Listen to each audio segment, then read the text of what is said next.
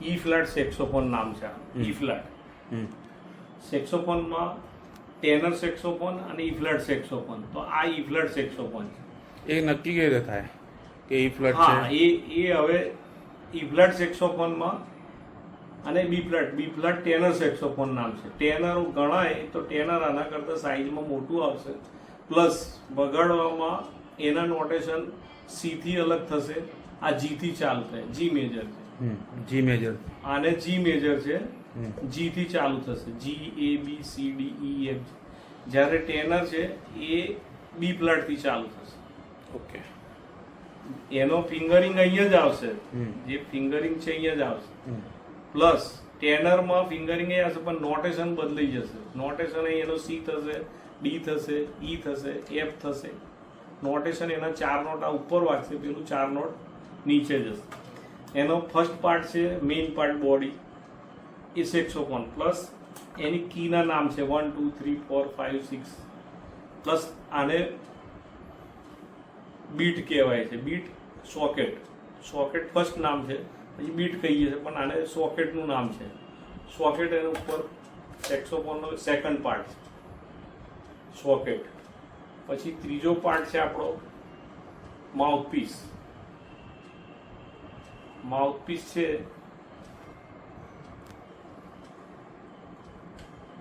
માઉથપીસને લગાડવા માટેની જે છે એક માઉથપીસનો પાર્ટ છે, બરાબર. આ માઉથપીસ. એની સાથે આવશે લગેચર. લગેચર લાગી ગયા પછી રીડ આવશે, બરાબર. રીડ. શું મહત્વ છે રીડનું? રીડ વગાડવાનું, કંપન જે છે અવાજ કાઢવાનું કામ છે, સાઉન્ડ. એના માટે રીડનું કામ છે. રીડ અને માઉથપીસ વગર કોઈ પણ ઇન્સ્ટ્રુમેન્ટ જે છે એ પ્લે થાય નહીં, બરાબર. એની સાથે એની કોઈ પોઝિશન મૂકવાની એવું કશું હોય છે? હા, છે પોઝિશન આ રીતની. હા, બરાબર. ઉપર નહીં આવે, નીચે નહીં આવે, એના લેવલ ટુ. આ રીડને આપણે જે એમાં ફિક્સ કરીએ છીએ એમાં કોઈ એરર હોઈ શકે છે ફિક્સ કરવામાં? કોઈ જગ્યાએ ફિક્સ કે કરવામાં કમ્પ્લીટ error માપનું જ આવે છે? માપની જ આવે છે. ખાલી એને જાડાઈ પાતળાઈ માટે, જેને માન લો કે ટોન એનો સાઉન્ડ તાકાત વગર અથવા તો એ એની ખાલી સાઈઝ નક્કી કરે છે. ભાઈ 1.5 રીડ છે, 1/2 છે, 2/2 છે. રીડનો જે સ્ક્રૂ છે આને એ વધારે ટાઈટ કરવાના કે માપનો ટાઈટ કરવાનો? માપનો એના જે માપ છે એ જ માપથી ટાઈટ કરવાનું. ઓકે. પ્લસ આને કેપ કહેવાય, બરાબર. એનું કવર છે માઉથપીસ કવર, કેપ. ઓકે. પછી એની એક સીલિંગ છે, સીલિંગ અહીં લાગશે. સીલિંગ આપણી છે, બરાબર. એ લટકાવવા માટે છે. હા, એને સીલિંગ કહેવાય. સીલિંગ છે, બરાબર. આ સીલિંગ છે, આ સીલિંગ હુક છે.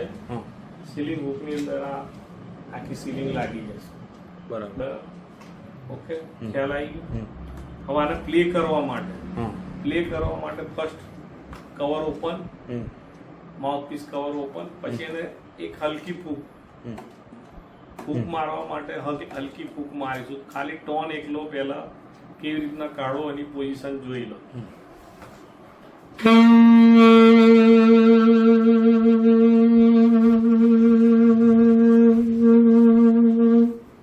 ખ્યાલ આવી ગયો અવાજ? હવે આમાં અલગ અલગ ટોન નીકળવાના કારણ શું હોય છે? હવે એની જે કી છે અંદર ફિંગરિંગ કી 1 2 3 4 એ ફિંગરિંગ કી છે જેના નંબર આપેલા છે ચાર્ટની અંદર, મ્યુઝિક પોઝિશન.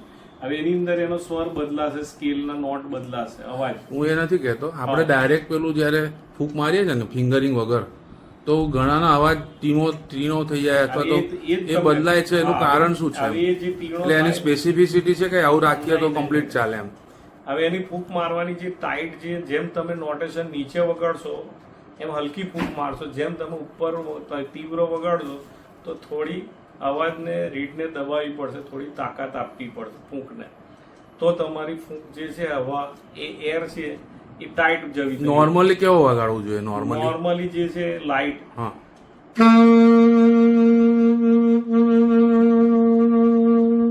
બરાબર. હા. હવે જે નોટેશન છે એ અહીંથી ચાલુ થશે, ત્યાંથી તમારે સમજવા પડશે. હા. પ્લે કરવા માટે. ઓકે. પ્લે કરવા માટે આપણે પહેલા એ કોશિશ કરીએ કે ભાઈ પ્લે કેવી રીતના થશે. તો સા અથવા તો જી જી થી આપણો ચાલુ થશે આનો સ્કેલ ઈ ફ્લેટ સેક્સોફોન છે, એની જાતિ પ્રમાણે આપણને જી ક્લિપમાં બતાડ્યું પ્રમાણે જાતિ એની ઈ ફ્લેટ છે. તો ઈ ફ્લેટ એ 4 નોટ મેઇન ઇન્સ્ટ્રુમેન્ટ છે. બી ફ્લેટ એનાથી 4 નોટ ઉપર જશે. બી ફ્લેટ ને ઈ ફ્લેટ બંનેમાં ડિફરન્સ છે. તો ટેનર એ બી ફ્લેટ છે, ટેનર સેક્સોફોન, અને આ ઈ ફ્લેટ સેક્સોફોન છે, એટલે એના 4 નોટ આને ઉપરથી જી થી ચાલુ થશે. તો ઈ એફ જી, ઈ થી આપણે ચાલુ થઈશું એની જગ્યાએ જી થી ચાલુ, સી ડી ઈ એફ ને જી 4 નોટ ઉપર જઈશું, સી ડી ઈ એફ અને હવે જી. આ જી પહેલું નોટ થશે. તો પહેલું બટન જી નું છે.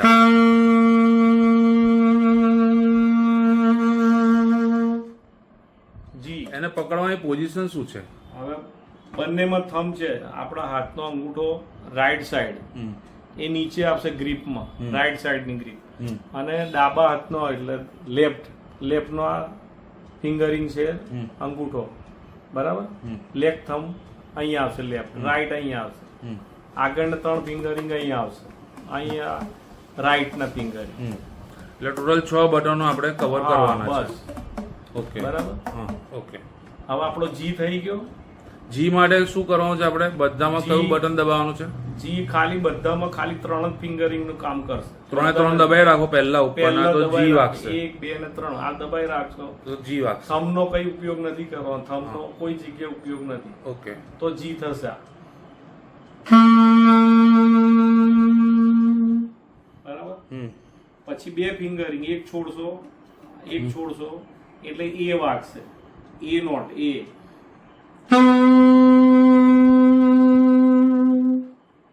બરાબર. પછી પહેલી આંગળી છોડશો લેફ્ટ ની, 2 છોડી, જી એ, પછી આ બી.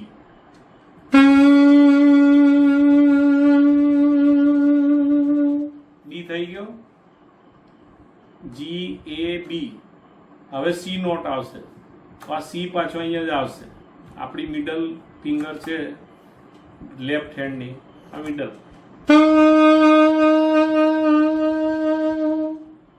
સી થઈ ગયો. હવે આપણા થંબ નું કામ આવશે. લેફ્ટ થંબ અને આ 3 ફિંગર, લેફ્ટ થંબ દબાઈ દેવાનો. આ એક્ટિવ, આને એક્ટિવ કહેવાશે. એક્ટિવ તો બ્લેક છે એને શું કહેવાય? બ્લેક. ઓક્ટેવ. આ થંબ ને ઓક્ટેવ છે, થંબ ઓક્ટેવ. ઓક્ટેવ કહેવાશે. આ પાર્ટ જે ઓક્ટેવ છે. ફર્સ્ટ ઓક્ટેવ તમે દબાવશો એટલે પહેલા નોટ જે છે ડી થશે. સી થઈ ગયો, પછી આ ડી થશે. ડી દબાવવા માટે 3 બટન નીચેના દબાવવાના 3 ને 3 6 ફિંગર બંધ કરશો. ઉપરની 3 અને નીચેની 3 અને પાછળનો થંબ, તો ડી થશે. એ ડી વાગશે. આ ડી. ઓકે. પછી ઈ થશે. આ ડી ઈ માટે આપણે એક રાઈટ હેન્ડ ની પહેલી બીજી આંગળીમાં ઈ થશે. એટલે છેલ્લું છોડવાનું છે આપણે. હા. અને પેલા પાછળનો ઈ દબાઈ રાખવાનું છે. લેફ્ટ નો હેન્ડ બધું બંધ જ છે. થંબ દબાઈ રાખવાનો. થંબ દબાઈ રાખવાનો. ઓકે, બરાબર. એટલે ઈ થશે. ઈ. બરાબર. ઓકે. પછી એફ થશે. હા, એફ માટે ઈ પછી આ એફ.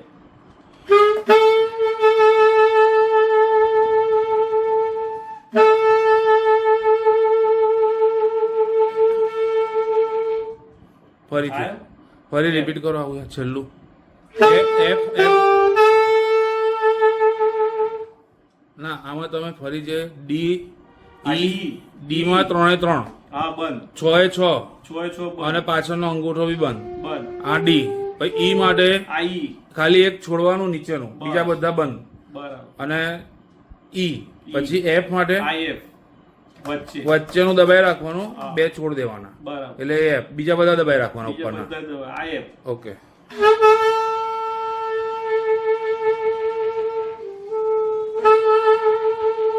હવે જી.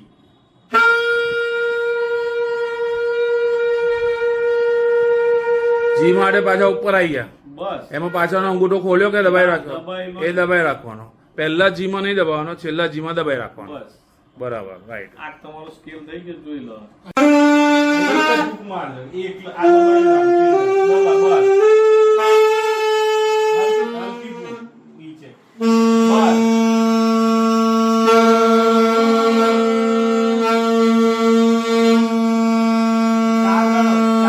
ચાર 1 ચાર બોલીશ 1 2 પછી તમારો 1 ગણો 1 2 પછી 1 ગણો બરાબર 1 2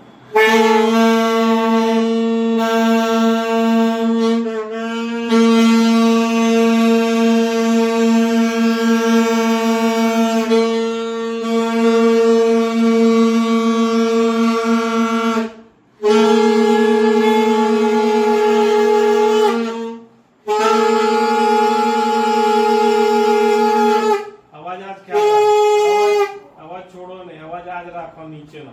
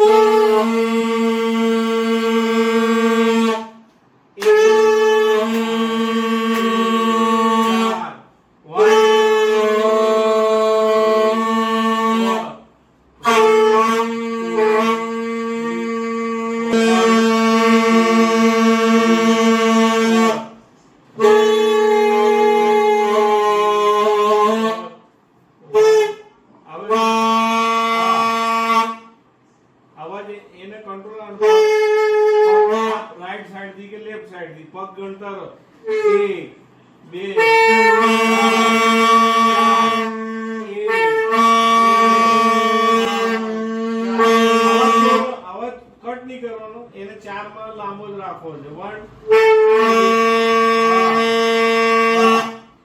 રાઈટ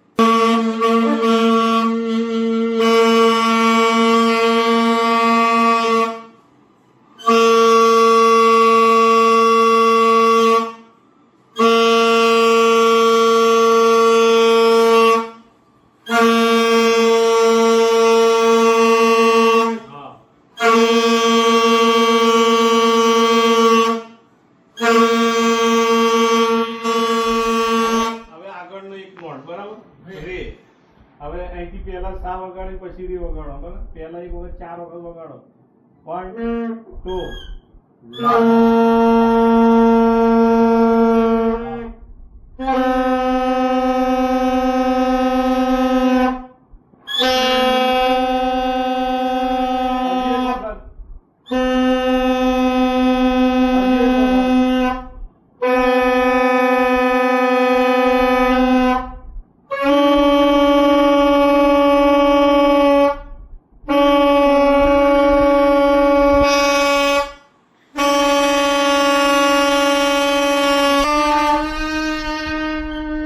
ત્યાંથી પાછા આવો રિટર્ન આ ત્રણ જ સારે ગ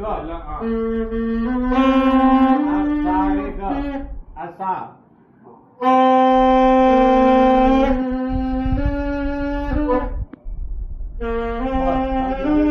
માટે કહું જો શા માટે કહું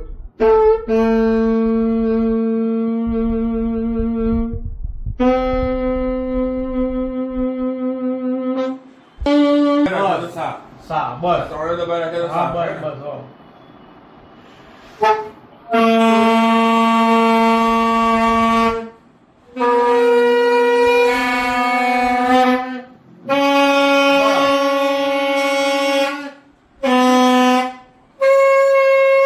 હલકી ફૂંકતી એ વગર